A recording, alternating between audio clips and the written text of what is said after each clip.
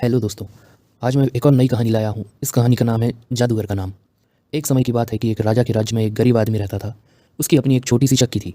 किसी तरह आटा पीस कर वह अपना काम चलाता था। उसकी एक छोटी लड़की थी। वह बहुत ही सुंदर थी। यह लड़की जितनी सुंदर थी उतनी ही समझदार और होशियार भी थी। वह काम काज में अपने पिता का हाथ बटाती थी। चक्की वाले को उससे बड़ी मदद मिलती थी। वह रात दिन अपनी लड़की के गुणगान गाया करता था। कोई भी मिलता था तो वह उससे अपनी बेटी का जिक्र ज़रूर करता था। एक दिन ऐसा हुआ कि चक्की वाले को किसी काम से महल में जाना पड़ा। जब वह अपना काम खत्म करके महल से लौट रहा था तो अचानक इधर से राजा आ निकला। राजा चक्की वाले को जानता था। उसने वैसे ही उससे पूछ लिया, कहो भाई, क्या हाल है? आजकल तुम्हारा काम कैसा चल रहा है? चक्की वाले ने आदर से सर झुकाकर कहा, सरकार, सब आपकी कृपा है। किसी तरह गुजर हो रही है। वैसे मुझे किसी बात की फिक्र नहीं है। मेरी बेटी सारा काम संभाल लेती है। राजा बोला, अच्छा, तब तो बड़ी खुशी की बात है। इस पर चक्की वाला राजा के सामने जरा डींगे मारते हुए बोला, जी हाँ, ऐसी लड़की आपने देखी नहीं होगी। कम से कम इस शहर में तो ऐसी समझदार लड़की कहीं नहीं मिलेगी। बड़ी होशियार है। उसे कई तरह के काम आते हैं। राजा बोला, अच्छा, उसे कौन कौन से काम आते हैं? चक्की वाला बोला, अरे हुजूर, यह पूछिए कि उसे कौन सा काम नहीं आता है। अब देखिए ना, आपके महल के गोदाम में यह जो रुई रखी हुई है, मेरी बेटी चाहे तो इसे काट कर सोना बना सकती है। राजा ने आश्चर्य से कहा, अच्छा, ऐसी बात है। तब तो तुम ऐसा करना, जरा उसको जल्दी ही हमारे महल में भेज देना। मैं देखना चाहता हूँ कि वह रुई को काट कर सोना कैसे बनाती है। राजा सोने का बहुत शौकीन था। उसे रात दिन सोना बटोरने की फिक्र रहती थी। वह मन ही मन बड़ा खुश हुआ कि चलो, इस तरह सारी रुई सोने में बदल जाएगी। जब राजा चला गया तो चक्की वाले को अपनी गलती मालूम हुई। वह पछताने लगा कि मैंने राजा के सामने इस तरह बड़ा चढ़ाकर बातें क्यों की। लेकिन अब क्या हो सकता था? वह राजा को यह नहीं कह सकता था कि उसने झूठ बोला था। वह चुपचाप घर पहुंचा। घर जाकर उसने अपनी लड़की से कहा, बेटी, तुम्हारी होशियारी और समझदारी की खबर राजा तक पहुंच चुकी है। वे तुमसे मिलना चाहते हैं। जल्दी तैयार हो जाओ, तुम्हें इसी समय मेरे साथ महल में चलना है। यह सुनकर लड़की बड़ी खुश हुई। थोड़ी देर में वह सज धज कर महल में जाने के लिए तैयार हो गई। चक्की वाला अपनी लड़की को लेकर राजा के पास पहुंचा। राजा फौरन लड़की को उस बड़े से गोदाम में ले गया जहाँ रुई भरी हुई थी। राजा ने लड़की के लिए एक चरखा मंगवा दिया और कहा, लो, यह चरखा है, यहाँ बैठो। इससे रुई काट कर मेरे लिए सोना बना डालो। तुम्हारे पिता ने मुझे बताया है कि तुम रुई को काट कर सोना बना सकती हो। मैं कल सुबह आकर देखूंगा कि तुमने क्या काम किया है। अगर तुमने सोना नहीं बनाया तो मैं तुम्हारी गर्दन कटवा दूंगा। यह कहकर राजा वापस महल में लौट गया। बेचारी लड़की, उसकी तो समझ में ही नहीं आया कि ये हो क्या रहा है। वह तो बड़ी खुशी खुशी अपने पिता के साथ महल में आई थी। उसने सोचा कि राजा उसकी तारीफ करेंगे, उसे इनाम देंगे। यह तो बात ही उल्टी हो गई। उसने कभी सपने में भी नहीं सोचा था कि ऐसा हो सकता है कि रुई को काट कर सोना बनाया जा सकता है। और अब राजा ने उसको ऐसा ही करने का हुक्म दिया। वह फूट फूट कर रोने लगी और अपनी तकदीर को कोसने लगी। धीरे धीरे शाम हो गई। लड़की हाथों से अपना मुंह छिपाए रोती रही। आंसुओं से जमीन गीली हो गई। उस बड़े से गोदाम में वह अकेली बैठी रो रही थी। वहां उसे मनाने वाला भी कोई नहीं था। अचानक थोड़ी देर बाद गोदाम का दरवाजा कुछ चरमराया। लड़की ने आवाज़ सुनकर सिर उठाया तो देखा कि एक दुबला पतला नाटा और बहुत भद्दा सा लड़खड़ाता हुआ बूढ़ा उसकी ओर आ रहा है। लड़की ने समझा कि राजा का कोई बूढ़ा नौकर है और उसे रोते हुए देखकर उसे मनाने के लिए यहाँ आया है। बूढ़े ने पास आकर कहा, बेटी, तुम क्यों रो रही हो? इस तरह रो रो कर तो तुम अपनी आंखें खराब कर लोगी। मुझे बताओ, क्या बात है? मैं तुम्हारी मदद करूंगा। लड़की सिसकती हुई बोली, बाबा, क्या बताऊं? मेरी तो तकदीर ही फूट गई है। राजा ने कहा है कि इस सारी रुई को काट कर तुम सोना बना दो। अगर कल सुबह तक मैंने यह काम खत्म नहीं किया तो वह मेरा सिर कटवा देंगे। मेरी समझ में नहीं आ रहा है कि मैं यह काम कैसे करूं। बूढ़े ने मुस्कुराते हुए कहा, तो तुम घबराती क्यों हो? मैंने कहा ना कि मैं तुम्हारी मदद करूंगा। अब बताओ, मैं अगर तुम्हारा काम कर दूं तो तुम मुझे क्या दोगी? लड़की बोली, अगर तुम मेरे लिए यह काम कर दो तो मैं तुम्हें यह अपना सोने का हार दे दूंगी। वह नाटा बूढ़ा राजी हो गया और चरखे के पास बैठकर रुई काटने लगा। भन्न भन्न की आवाज़ होने लगी और उसकी उंगलियों में से चमचमाते हुए सोने के धागे निकलने लगे। देखते ही देखते वहाँ सोने के धागों का ढेर लग गया। सवेरा होने से पहले ही बूढ़ा सारी रुई काट चुका था। फिर वह अपना इनाम लेकर वहाँ से चुपचाप चला गया। जब सवेरा हुआ तो राजा वहाँ आ पहुँचा। गोदाम में पैर रखते ही राजा की आंखें आश्चर्य से फटी रह गईं। उसने देखा कि लड़की ने सारी रुई काट डाली है और वहाँ सोने के धागे का ढेर लगा हुआ है। राजा को अपनी आंखों पर विश्वास नहीं हो रहा था। उसने देखा तो सचमुच सोने के धागे थे। राजा बड़ा खुश हुआ, लेकिन साथ ही उसके मन में और लालच आ गई। वह लड़की को रुई के दूसरे गोदाम में ले गया और वहाँ उसे बंद करते हुए बोला, तुम यहाँ बैठो, मैं तुम्हारे खाने पीने की व्यवस्था करता हूँ। और राजा फिर बोला, मैं तुम्हारे काम से बहुत खुश हूँ, लेकिन आज तुम्हें इस गोदाम की रुई काटनी पड़ेगी। कल फिर मैं सुबह आऊँगा और देखूंगा, अगर काम पूरा नहीं होगा तो मैं तुम्हें फांसी दे दूंगा। यह कहकर राजा वहाँ से चला गया। राजा के जाने के बाद लड़की ने बाहर झाँक कर देखा तो वहाँ सिपाहियाँ पहरा दे रहे थे। वह वहाँ से भाग भी नहीं सकती थी।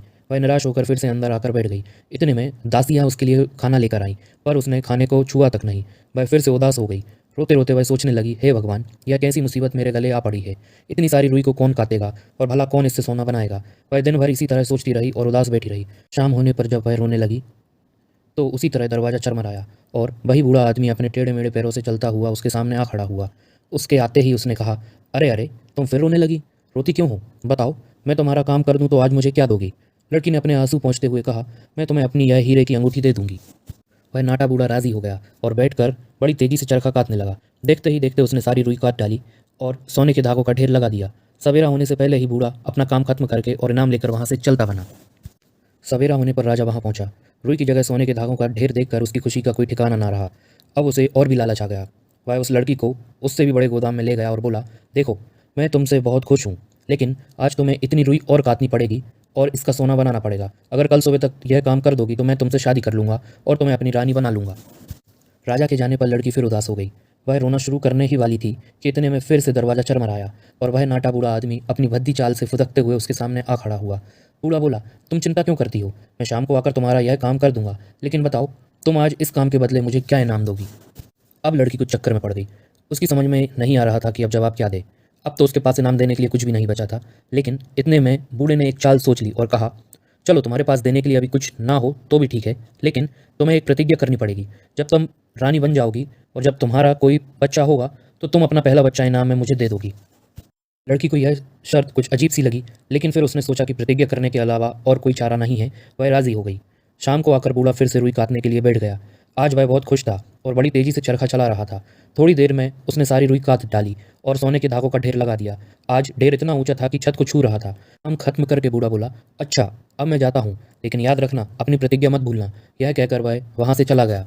सवेरा होते ही राजा वहाँ पहुँचा। सोने के ढेर को देखकर उसका मन नाचने लगा। उसने लड़की को शाबाशी दी और उसे महल में ले गया। दूसरे ही दिन राजा ने धूमधाम के साथ उस लड़की से शादी कर ली और उसे रानी बना लिया। चक्की वाले की लड़की अब रानी बन गई और बड़ी शान के साथ महल में रहने लगी। वह अपने सारे दुख भूल गई। कुछ ही दिनों में उसे यह भी याद नहीं रहा कि उसने उस नाटे बूढ़े से कोई वादा किया था। धीरे धीरे दिन बीतने लगे। कुछ दिनों बाद रानी को एक बच्चा हुआ।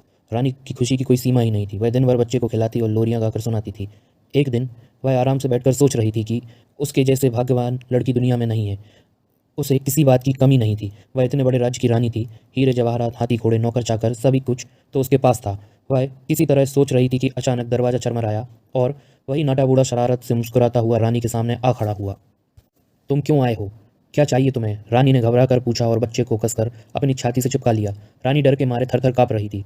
बूढ़े ने मुस्कुराते हुए कहा, मुझे तुम्हारा यह बच्चा चाहिए। जल्दी से इसे मुझे सौंप दो। क्या तुम अपना वादा भूल गई हो? यह सुनकर रानी फूट फूट कर रोने लगी। उसने रोते से सत्य कहा, बाबा, मुझ पर दया करो। तुमने मेरी बड़ी मदद की है। मैं कभी तुम्हारा उपकार नहीं भूलूंगी। इस बार तो मुझे माफ़ कर दो। मेरा बच्चा मुझसे मत छीनो। इसके बदले तुम जो चाहे मांग लो, लेकिन इसे मेरे पास रहने दो। उसको इस तरह रोते हुए देखकर बूढ़ा थोड़ी देर के लिए सोच में पड़ गया। फिर वह बोला, अच्छा, मैं तुम्हें 3 दिन का समय देता हूँ। तुम सोच कर बताओ कि मेरा नाम क्या है। अगर तुम ठीक ठीक मेरा नाम बता दोगी तो मैं तुम्हें माफ़ कर दूंगा और तुमसे बच्चा नहीं लूँगा। यह कहकर वह बूढ़ा जिस तरह आया था उसी तरह चुपचाप वहाँ से चला गया। रानी को रात भर नींद नहीं आई। वह कोई ऐसा तरीका खोजना चाहती थी जिससे बच्चा उसी के पास रहे। वह नाटा बूढ़ा इसके लिए टेढ़ी शर्त रख गया था। भला रानी कैसे बता सकती थी कि उसका नाम क्या है? वह रात भर तरह तरह के नाम सोचती रही। उसने वे सारे ही नाम याद कर डाले जो अब तक उसने सुने थे। सुबह जब बूढ़ा आया तो वह एक एक करके नाम गिनाने लगी, लेकिन हर नाम पर बूढ़ा मना कर देता कि यह मेरा नाम नहीं है। दूसरे दिन रानी ने अपने कई नौकरों को शहर में इधर उधर दौड़ाया और उनसे तरह तरह के अजीब से नाम ढूंढ कर लाने के लिए कहा। दूसरे दिन जब वह बूढ़ा आया तो रानी ने उसे फिर कई नाम गिनाए। आज उसने बहुत टेढ़े मेढ़े और अजीब से नाम सुनाए, जैसे कि कुबड़ा, एचकताना, डेढ़ टांगा वगैरह वगैरह। रानी ने सोचा कि इस तरह बूढ़ा चिढ़ जाएगा और अपना असली नाम बता देगा, लेकिन वह शरारत से मुस्कुराते हुए बोला, नहीं नहीं, इनमें से एक भी मेरा नाम नहीं है। मैं जाता हूँ, कल ज़रूर मेरा नाम ठीक ठीक बता देना, वरना मैं तुम्हारा बच्चा ले जाऊँगा। रानी को समझ में नहीं आया कि वह दुनिया भर के अच्छे और बुरे नाम वह उसको सुना चुकी है, फिर भी बूढ़े का असली नाम उसे क्यों नहीं पता चल रहा है। उसने बहुत सोचा और अंत में हार मान ली। उसने तय किया कि वह अपने वादे के मुताबिक अपने बच्चे को उस बूढ़े को सौंप देगी। वह इस तरह उदास बैठी हुई थी कि अचानक उसका एक नौकर दौड़ता हुआ उसके पास आया। वह भी उसके लिए नए नए नाम खोजने के लिए गया था। उसने आकर कहा, रानी जी, नाम तो मुझे कोई भी नहीं मिला, लेकिन मैं आपको एक बात बताने आया हूँ। मैं नए नामों की खोज में दूर गाँव में गया था। लौटते वक्त पहाड़ के पास ही घने जंगल में मैं रास्ता भटक गया था। जंगल में भटकते भटकते मैं ऐसी घनी झाड़ियों में पहुंचा जिनमें से कोई जंगली जानवर भी नहीं निकल सकता था। वहाँ मैंने एक अजीब से नाटे बूढ़े को अपने लंगड़े पैरों पर नाचते हुए देखा। उसने एक झाड़ी के पास अपने लिए एक छोटी सी कुटिया बना रखी है। उस कुटिया के सामने उसका चूल्हा जल रहा था और वह वहाँ नाच रहा था। उसने अपने सिर पर ताजी सिकी हुई बड़ी छोटी रोटियां एक तसले में ले रखी थीं। जब वह नाचता तो रोटियां तसले से नीचे गिरने को हो आती, लेकिन एक भी रोटी गिरती नहीं। वह मगन होकर नाच रहा था और खुशी से गाना गा रहा था। उसके गाने का मतलब था, आज मैंने बढ़िया खाना बनाया है और मैं भरपेट खाऊंगा। कल तो मुझे रानी का बच्चा लेने जाना है ही। बच्चा मुझे मिल जाएगा, क्योंकि रानी को पता ही नहीं है और ना कभी पता चलेगा कि मेरा नाम रम्पल स्टिल्सकिन है। यह सुनकर रानी खुशी से नाच उठी। उसे अविश्वास हो गया कि जंगल में नाचने वाला बूढ़ा वही है और यही उसका असली नाम है। उसने 2-3 बार रटकर यह नाम अच्छी तरह याद कर लिया और फिर नौकर को इनाम देकर वहाँ से विदा किया। दूसरे दिन सवेरे वह नाटा बूढ़ा उसी तरह फुदकते हुए उसके कमरे में आ पहुँचा। आज वह बहुत खुश था। वह बच्चे को अपने घर ले जाने के लिए एक खूबसूरत सा कंबल भी अपने साथ लाया था। कमरे में आते ही उसने उस छोटे से कंबल को रानी के सामने बिछा दिया और फिर रानी से कहा, हाँ तो बताओ मेरा असली नाम क्या है। आज तीसरा दिन है, अगर तुम ठीक ठीक मेरा नाम बता सको तो मैं यहाँ से चला जाऊँगा, नहीं तो मैं तुम्हारे बच्चे को इस कंबल में लेके चला जाऊँगा। रानी को उसका असली नाम तो मालूम हो ही गया था, लेकिन वह इस तरह देखने लगी जैसे उसे अभी नाम मालूम नहीं हुआ था। उसने कहा, तुम्हारा नाम विलियम्स है? नहीं, मेरा नाम यह नहीं है। बूढ़े ने खिलखिलाते हुए कहा। फिर तो जॉर्ज होगा तुम्हारा नाम। बूढ़े ने फिर कहा, नहीं मेरा नाम जॉर्ज नहीं है, और वह कमरे में खुशी से उछलने लगा। रानी ने फिर कहा, अगर जॉर्ज नहीं है तो तुम्हारा नाम जॉन होगा। नहीं, यह भी मेरा नाम नहीं है। बूढ़े ने खूब जोर से कहा और फिर कंबल की ओर इशारा करते हुए बोला, लाओ अब बेकार का बहाना ना बनाओ और बच्चे को कंबल पर लिपटा दो। अब मौका देखकर रानी बोली, तो फिर तुम्हारा नाम रम्पल स्टिल्सकिन है। यह सुनते ही बूढ़ा चौंक पड़ा। उसे उम्मीद नहीं थी कि रानी को उसका असली नाम कभी मालूम हो सकता है। उसे बहुत बुरा लगा, लेकिन अब वह कर ही क्या सकता था।